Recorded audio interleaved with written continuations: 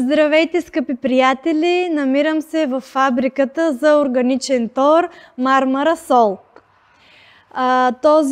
Това е органичен тор, който се преработва от калифорнийския червен червей, който се храни с природни отпадъци и по този начин той произвежда органичния тор.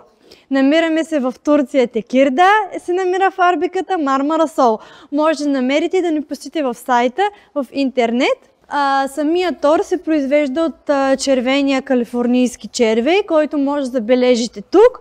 Ето тук, скъпи приятели, може да видите самия червей, как той преработва самите отпадъци и така след това самия тор е на етажи и след когато е готово, той изхвърля готовия тор и след това този тор се пренася тук. Изчаква се да изсъхне и след когато изсъхне се пакетира, се обработва в тази машина и след когато се обработи в тази машина, той се пакетира за производство, за магазини, за фабрики и за други всеки, който желае. След това продължаваме нашата обиколка във фабриката Мармара Сол. Ето в тези големи бидони може да видите, както ги имаме и в по-малки пакетажи. Един стига за 100 дегара. Той е много икономичен и много подходящ за големия бизнес. След това, ето тук виждате колко много имаме. Самата фабрика.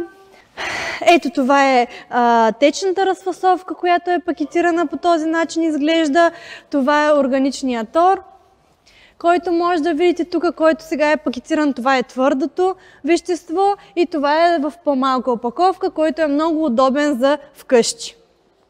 Той е 100% органичен тор, без химия, без вредни химикали за хората. Става както за малък бизнес, така и за голям. Има 3 години гаранция и може да го използвате през всичките тези 3 години без проблем. Самият тор е много плодороден и по този начин вие с малко количество вие може да нахраните много добре вашата почва и разбира се, вие ще спечелите от това и ще добиете много повече производство. Благодарим ви, заповядайте!